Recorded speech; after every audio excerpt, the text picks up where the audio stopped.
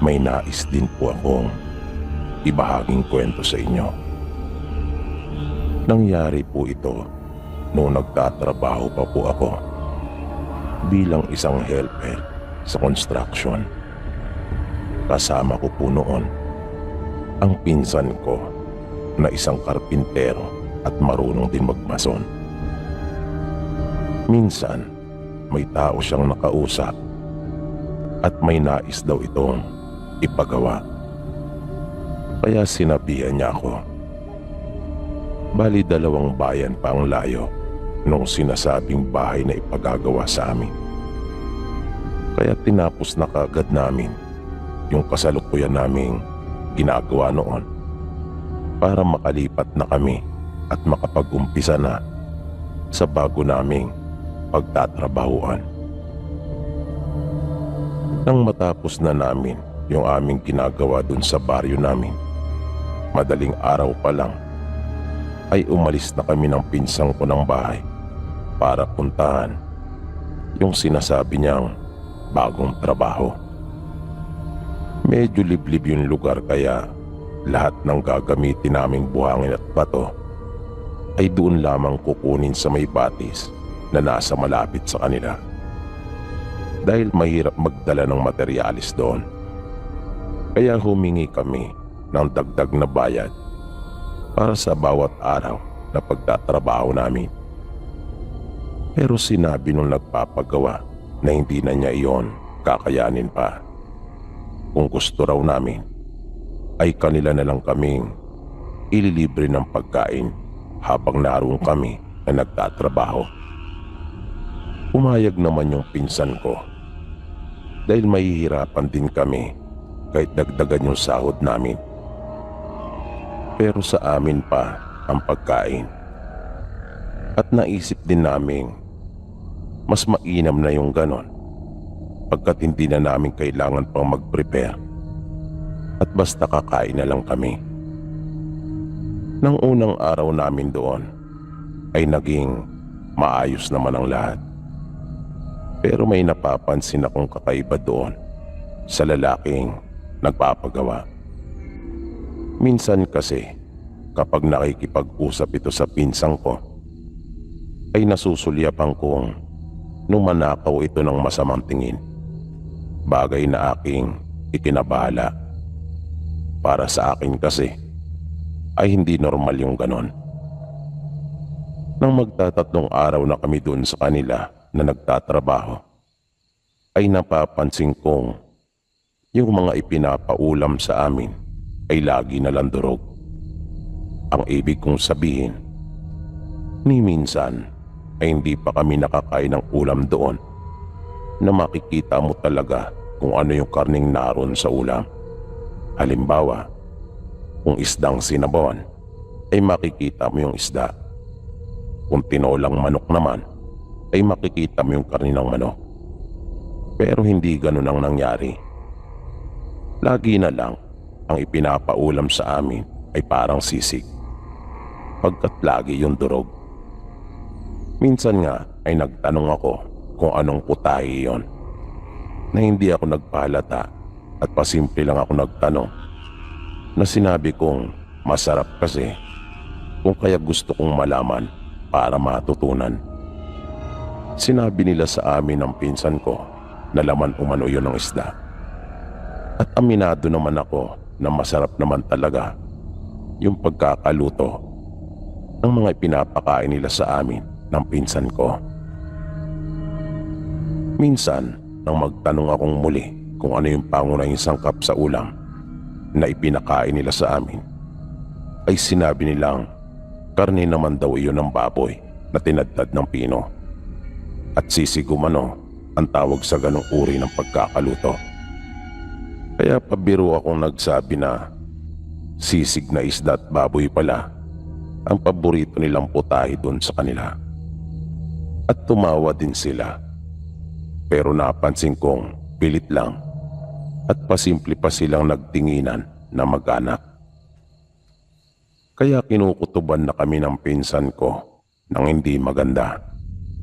Nararamdaman ko talaga na para bang mayroong mali.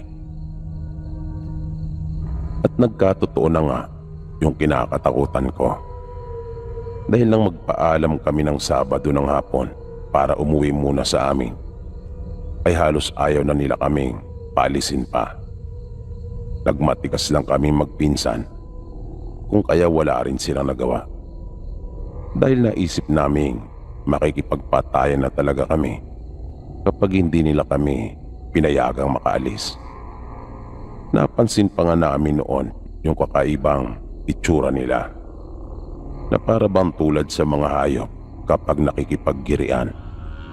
Nakita namin na nagtayuan ng kusa yung kanilang mga buhok. Kaya nung puntong iyon ay alam na naming hindi mga pangkaraniwang tao yung aming mga karap. At nang nakauwi na nga kami sa amin, nang magpatingin kaming magpinsan sa manggagamot na taga doon sa baryo, ay nalaman naming kanila na pala kaming hinawaan. Napakain na pala nila kami ng kanilang laway at karne ng tao na kanilang tinatadtad ng pino. Kaya pala kahit sabihin nilang isda o baboy, ang pangunahing sangkap sa ulan may pinapakain nila sa amin, ay hindi naman namin iyon malasahan. Buti na nga lang rin at nagpumilit talaga kaming makauwi ng pinsang ko. Kung hindi, ay baka kung ano na siguro ang nangyari sa amin. At dahil sa pagpupumilit naming iyon, kung kaya naagapan pa nung manggagamot yung aming pagkahawa at napanumbalik niya kami sa dati.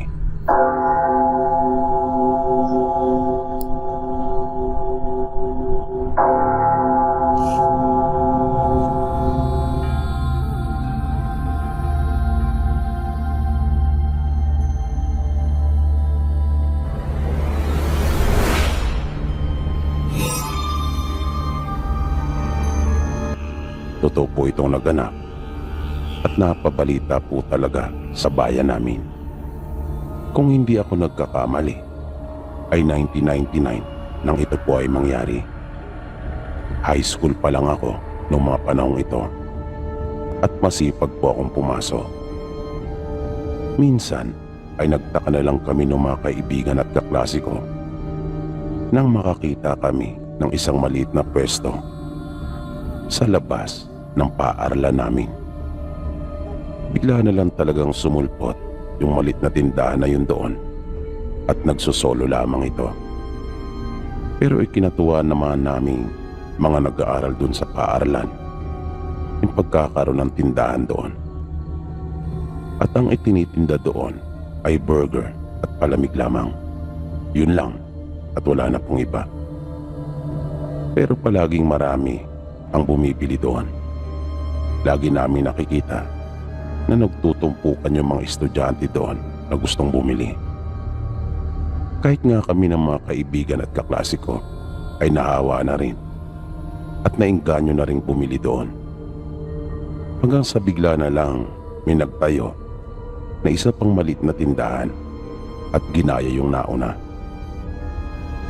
Ganon din ang ibinibenta nila. At makalipas lang ang halos isang linggo, ay mayroon na namang nagtayo ng panibago.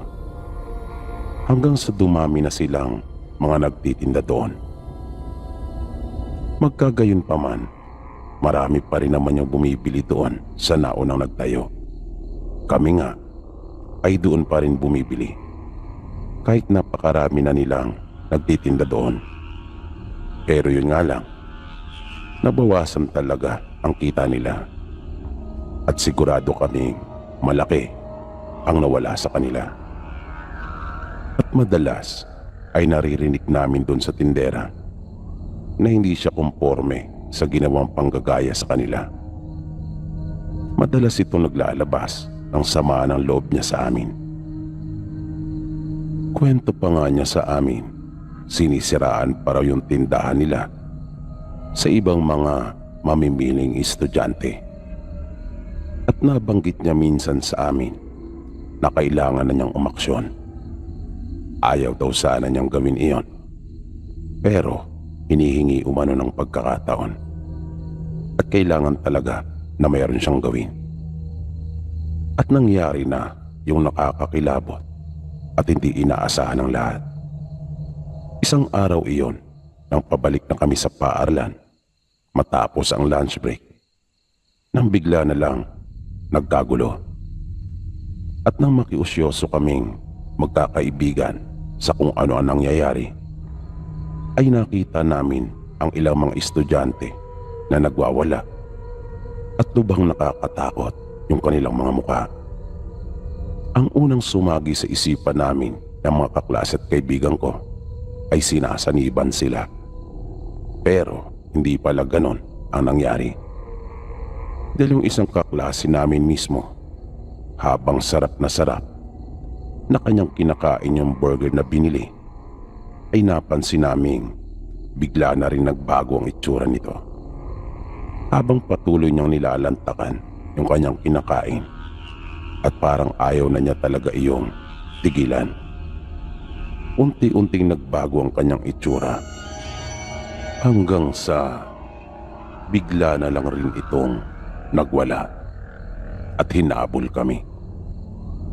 Bigla niya kaming inatake at gusto niya kaming sakmalin.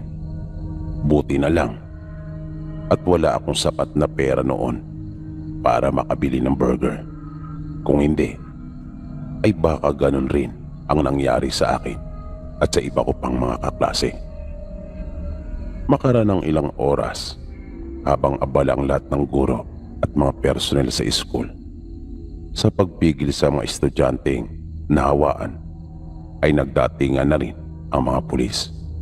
Kami nga noon ay nagkulong talaga sa kwarto. Ipinatingin isa-isa sa manggagamot lahat ng nahawaan at lumalabas na kagagawan lahat iyon nung naunang tindahan. Naisip nito na pare-pareho na lang silang mawalan at damay-damay na. Nang pamilya pala nila ay may lahing aswang at karne ng taong namatay ang kanilang ginawang pati nung huli at hinaluan nila ng kanilang laway ang paggawa.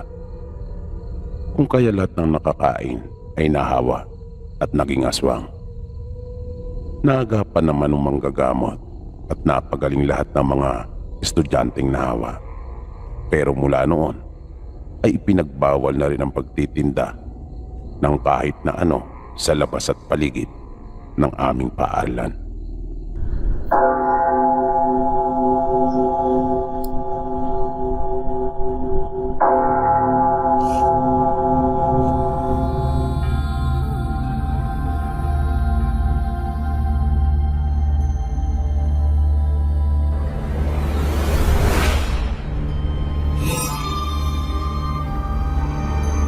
Ipinanganak po ako at lumaki sa probinsya. Maraming kwentong kababalagan at aswang doon sa amin. Pero ang ibabahagi ko po sa inyo ay yung mismo kong naranasan. Maaga po kaming naulila sa ina. 8 taon pa lang ako nang siya po ay mamatay dahil sa sakit na leukemia. Makalipas ang ilang buwan mula nang mailibing ang nanay namin, ay nagulat na lang kami magkapatid nang umuwi minsan ang tatay namin at may kasama na itong isang babae. Ipinakilala niya siya sa amin at sinabing siya na ang magiging bago naming ina. Wala kaming ibang nalalaman patungkol sa tunay na pagkatao nung madrasta namin, maliban sa kanyang pangalan nang siya ay ipakilala sa amin ni tatay. Madel. Madel ang pangalan niya. Tangi doon ay wala na. Yun lang ang alam namin tungkol sa kanya. Noong mga panahong iyon, madalas ay wala si tatay dahil nandidistino ito sa kung saan saang lugar. Mabait naman yung madrasta namin. Inaasikaso niya kami at itinuring niya kaming parang mga tunay niyang anak. Pero isang gabi ay bigla akong nagising nang maramdaman kong basa ang aking damit Napabangon ako at nalaman kong umihi na naman pala sa banig yung bunso kong kapatid. Tumayo ako upang magpalit, pero bigla akong nakarinig ng malakas na pagkalampag. Kung kaya, mabilis akong lumabas ng silid namin para tingnan iyon. At tanging takip na lang ng bintana ang naabutan kong gumagalaw. Kaya nagtaka ako. Pero ang nasa isip ko noon ay baka nakalimutan lang na lagyan ng pansara ni Tia Madel. Kaya ako na lang ang naglagay. Matapos iyon, nang pabalik na ako sa kwarto namin, ay bigla akong naisipang sumili sa kwarto nila tatay para alamin kung dumating na ba siya. Pero nagulat ako nang makita kong walang sino mang naroon. Walang nakahiga sa kanilang papag. Kahit ang madrasta namin ay wala. Kaya nagtaka ako kung saan ito nagpunta. Gayong 10 oras na iyon ng gabi. Mula noon ay naging mapagmatsyag na ako. Naisip ko kasi na baka may ginagawa na itong kalokohan at kanyang niloloko ang tatay ko. Nalaman kong halos gabi-gabi itong umaalis, pero hindi ko alam kung saan nagpupunta. Hindi ko rin siya magawang masundan dahil napakabilis nito na agad na naglalaho sa dilim. Minsan, pagkagaling ko sa paaralan, ay nagmamadali akong umuwi dahil natatakot akong maabutan ng dilim sa daan. May pinagawa pa kasi yung teacher namin sa akin kung kaya patakip silim na ay nangangalahati pa lamang ako sa aking paglalakad. Nang malapit na ako sa bahay ng lola namin, bali tiyahin po ito ng tatay ko, ay mayroon akong napansin. Parang mayroong nasa may bubungan na nakadapa. Kaya napahinto akong bigla at nagtago ako sa may halamanan. Dahan-dahan akong sumilip para siguraduhin yung aking nakita. At napatunayan kong totoo nga yung aking napansin. Merong ang nakadapa sa bubungan nila lola at para iyong mayroong sinisili. Nang bigla na lang nagtayo ng buhok nung nilalang na yon na nasa bubong. At bigla itong tumingala na para bang mayroon siyang naamoy na mabango sa simoy ng hangin. At halos hindi ako makapaniwala nang makita ko ang mukha nito. Hindi ako maaaring magkamali. Dahil kahit may naging pagbabago sa kanyang itsura, ay kilala ko pa rin ang mukha ng madrasta namin. Sigurado ako sa aking sarili na si Tia Madel yung nakita kong nasa bubungan ng bahay na iyon ng lola namin. Kaya hindi na ako nagtuloy pa. Sa halip ay bumalik ako at nagpunta na lamang sa bahay ng kaklase ko. Pero hindi ko sinabi sa kanya kung ano ang aking problema dahil ayoko rin namang mapahamak ang tiyahin ko, pagkat mabait talaga siya sa aming magkapatid. Hindi lang ako nagtuloy na umuwi dahil siguradong makikita niya ako. Kinabukasan, nagulat ako nang makita ko si Tia Madel sa paaralan namin. Alalang-alala ito at bakit hindi raw ako nakauwi. Panay ang pagtatanong nito sa akin. Inalam niya kung saan ako nakitulog at kung nakakain raw ba ako ng maayos. Makaraan ng 3 araw ay nabalitaan naming nagkasakit ang tiyahin ni tatay. At hindi pa umabot ng 1 linggo ay bigla na lang rin itong namatay. At alam ko sa aking sarili kung sino ang may gawa noon. Walang iba kundi si Tia Madel. At may hinala na rin ako sa kung ano ang motibo at dahilan nito. kung bakit niya yung ginawa sa tiyahin ni tatay. Masungit kasi ito at talagang masama ang ugali pagdating sa amin. Mata pobre din ito at tinaapi kami magkapatid. Dahil ayaw talaga nitong mapangasawa ni tatay noon ang nanay namin. At minsan nga ay nasaksihan mismo ni Tia Madel ang kalupitan nito sa amin nang maabutan niya kami sa daan na pinagsasalita ng hindi maganda ng tiyahin ni tatay.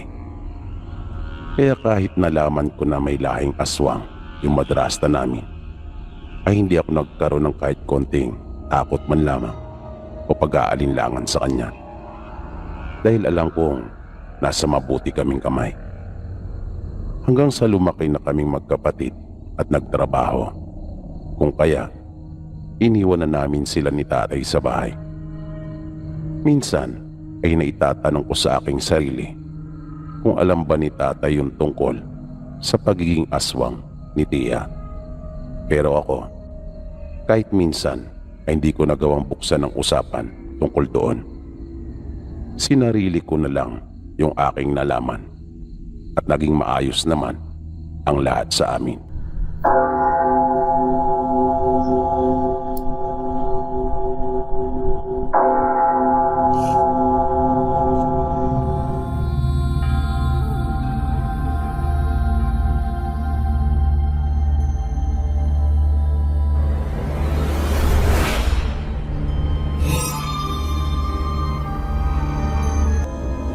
Nais ko lang din po sanang magbahagi ng kwentong nalalaman ko. Bali na lamang ko po ito mula sa aking lolo Ben. Ayon po kasi sa kanya, may pangyayari noon na naganap sa kanilang probinsya, partikular na sa kanilang nayon, na talagang ikinagimbal ng mga tao noon. Nung mga panahong iyon ay bata pa si Lolo Ben. Mga 10 taong gulang daw siya noon. May isa silang kanayon na pinaghihinalaan nilang aswang at ito ay si Berta. Ayon sa mga taga sa kanila, dayo lang sa kanilang lugar si Berta at hindi tiyak kung saang lugar talaga ito nagmula. May mga nagsasabi na nakikita nila si Berta na umaakyat sa bahay ng kanilang mga kanayon tuwing gabi. At ang bawat maakyatan nito na bahay ay nagkakasakit ang mga naninirahan doon. Ayon naman sa iba, marunong ding mangkulam ni Berta. Kung kaya, ilag silang lahat dito. Pero nang marami na sa kanilang mga kanayon ang nagkasakit at namatay, ay nagpasya na silang sugurin ito sa bahay para papanagutin sa kanyang mga ginawa.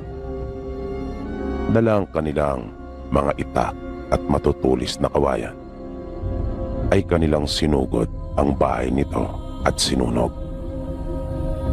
Itinali din nila si Berta sa isang malaking puno na naroon malapit sa bahay nito. At pagkatapos ay sinunog din. Sabi ni Lolo, hindi naging madali para sa kanilang mga kanayon na mapatay si Berta. At habang nagliliyab ang katawan nito sa apoy, ay narinig pa nila itong sumigaw ng malakas at nagbanta. Sumumpa itong kanila silang pagpapayari na lahat sa kanyang pagbabalik. Nakakakilabot ang mga pangungusap na iyon ni Berta.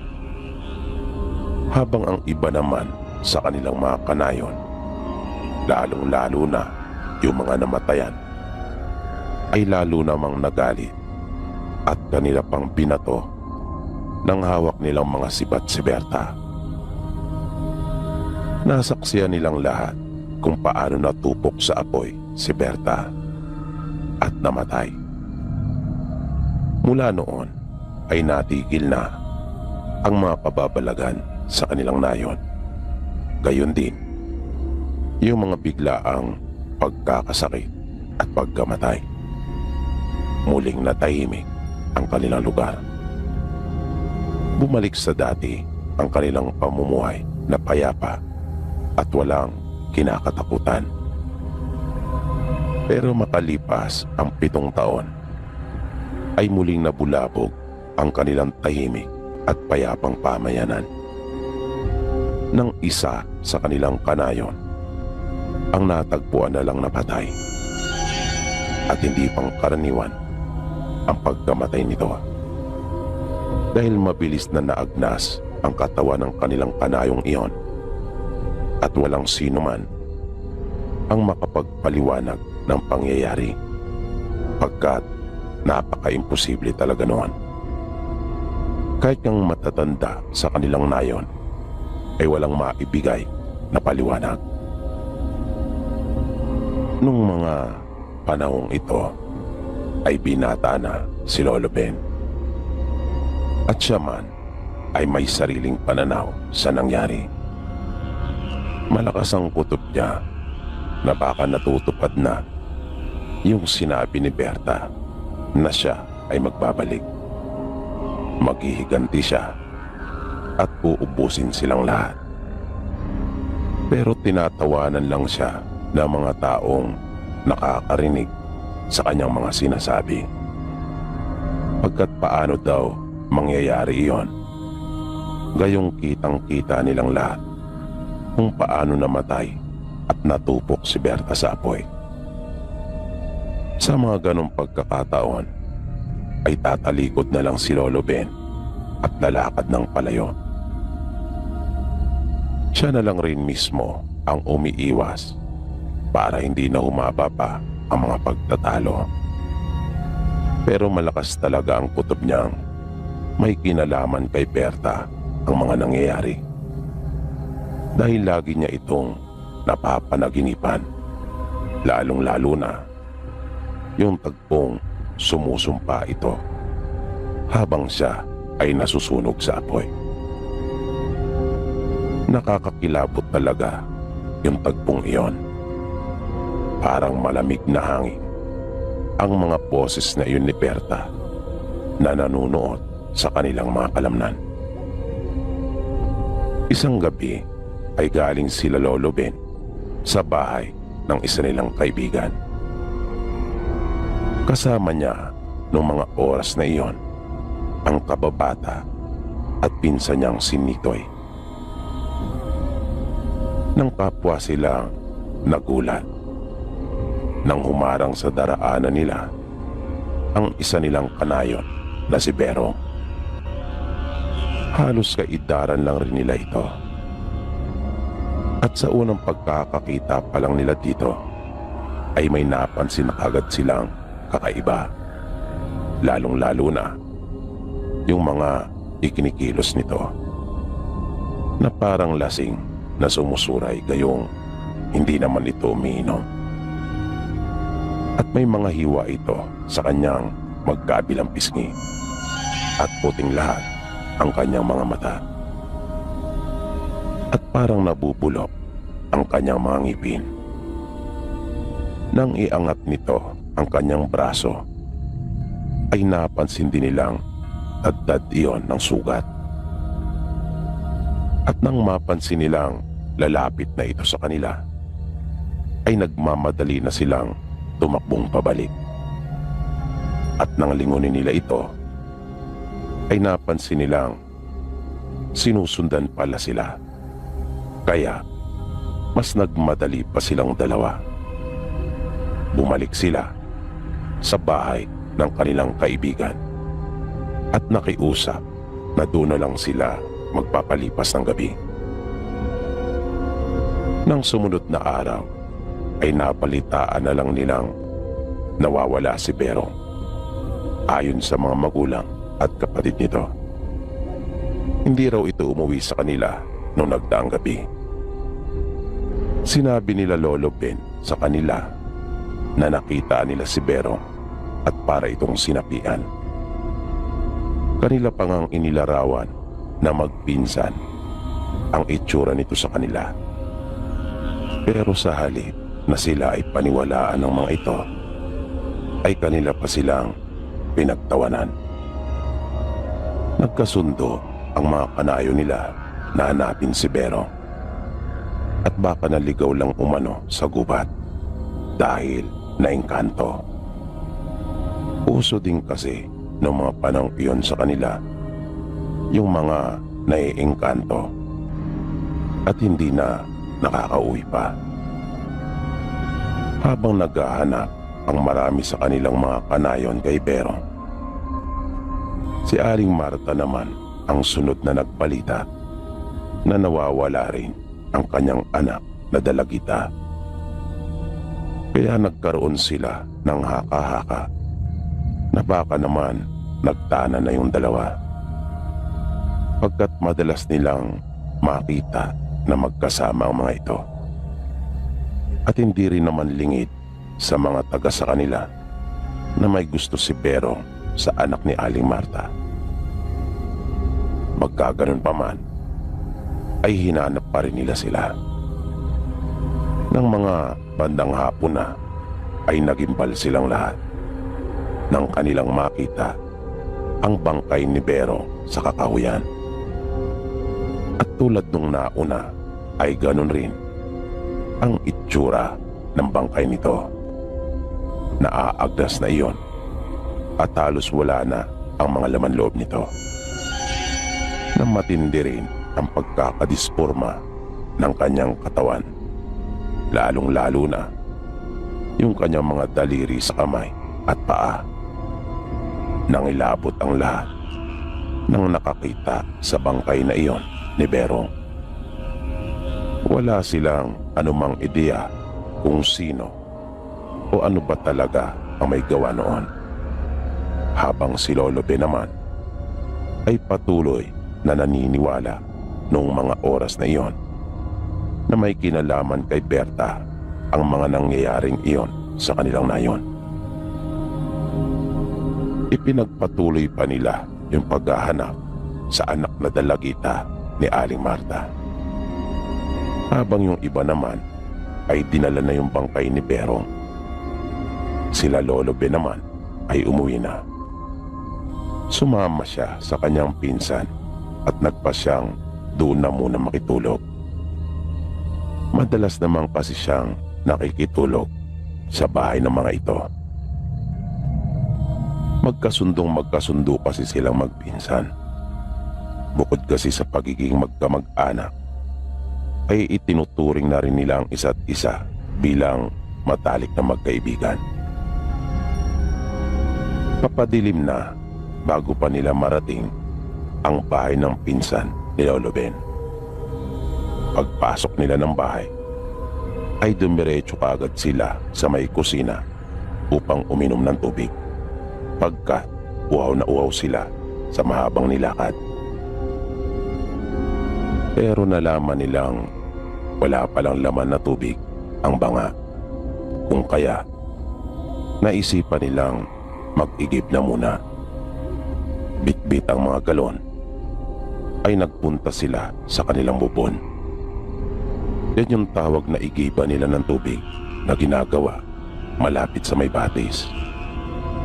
Nang malapit na sila doon, ay bigla na lang silang natigilan nang may napansin silang mayroong tao doon. Nakaupo ito sa gilid ng igiban na nakatalikod sa kanila. At nang mapansin sila nito, ay biglang lumingon, kung kaya nalaman nila kung sino ito. Anak iyon ni Aling Marta. At tulad ni Berong bago namatay, ay ganun din ang itsura nito. Marami siyang sugat sa kanyang muka na tila ba hindi kinakaya ng balat ang init na nagmumula sa loob, at napupunit ang mga ito. At puti ring lahat ng kanyang mga mata. Nakakaiba din ang kanyang ikinikilos. Nang dahan-dahan na itong tumayo, ay naitapon nilang magpinsan ang kanilang mga dalang galon at agad na napatakbo. Napasigaw sila at humingi ng saklolo. Maya-maya ay nariyan na rin ang mga kapatid ng pinsan ni Lolo kasama ang kanilang mga magulang at may hawak na itak. Pero nang usisain sila ng mga ito, ay nakapagtatakang nawala na sa kanilang likuran ang anak na iyon ni Aling Marta. Sinabi nila Lolo Ben ang kanilang nakita. Ipinaliwanag din niya ang kanyang naiisip tungkol sa nangyayari sa kanilang nayon. Hinala niya, nagpapasalin-salin yung masamang espiritu ni Berta sa kanilang mga kanayon, na kapag nagawa na nitong lumipat, ay namamatay yung taong pinanggalingan. Sinabi ni Lolo Ben sa kanila na malamang ay iyon na yung sinasabing sumpa ni Berta. Yun yung kanyang paraan para makapagiganti at ubusin sila. At nagsalita na rin ang tsuy ni Lolo Ben at sinabing maaaring ang tama ang naiisip niya, sapagkat yung kanayo nila na unang namatay ay may diferensya sa pag-iisip na madalas nakikitang naglalaro doon sa dating tinirikan ng bahay ni Berta, na malamang ay may nagawa ito upang mabuhay ang sumpa at siya ang unang sinaniban. At si Berong ay madalas namang dumaraan doon sa tuwing ito ay nagsusuga ng kanilang alagang kalabaw, kung kaya ito naman ang sunod na nahawaan. Pero ang malaking tanong para sa kanila noong mga sandaling iyon ay kung paano nila mapipigilan ang sumpa. Wala ni isa sa kanila ang nakakaalam kung paano. Kaya ang maaari lang nilang gawin ay ang mag-ingat. Nang matutulog na sila Lolo Ben, ay nag-usap silang magpinsan. Nagkwentuhan pa muna sila pagkat kapwa pa hindi dalawin ng antok. Sa kanilang pag-uusap ay nabanggit ng pinsan ni Lolo na ayaw niyang matulad sa kanilang mga kanayon. Kaya kapag dumating yung pagkakataon na siya na ang mahawaan, ay wag daw magdalawang isip si Lolo na siya ay patay na lang. Bigla namang nalungkot si Lolo at sinaway ang kanyang pinsan na wag magsabi ng mga ganong bagay pagkat hindi umano maganda. Nang sumunod na araw, mabilis na kumalat ang balita na natagpuan na ang anak ni Aling Marta. Ngunit patay na ito. At tulad ng mga nauna ay ganon din ang nangyari sa kanyang bangkay. Pero ang masaklap ay nanay naman ng dalagita ang siyang nawawala. Kaya nagtulong-tulong sila. Hinahanap din nila si Aling Marta na hindi naman sang-ayon sila Lolo Ben sa ginagawa nilang iyon. Dahil mas delikado at lalo lang mapapadali ang paglipat noon sa panibagong katawan. Pero dahil sa pagpupumilit ng kanilang mga kanayon, ay wala din silang nagawa. Bali 3 grupo silang lahat na naghahanap. Halos magalugad na nila yung buong kagubatan, ay hindi pa rin nila makita si Aling Marta. Kung kaya, kinutuban ng hindi maganda si Lolo Ben. Malakas ang paniniwala niyang nasa nayon lang nila ito nagtatago, na maaaring ang nasa mga silong lang ng bahay o di kaya naman ay nagmamasid lamang sa pinagkukublihan nito at naghihintay ng tamang pagkakataon para umatake. Kaya niyaya niya ang kanyang pinsan at dalawa pa nilang kaibigan na bumalik na sa kanilang nayon.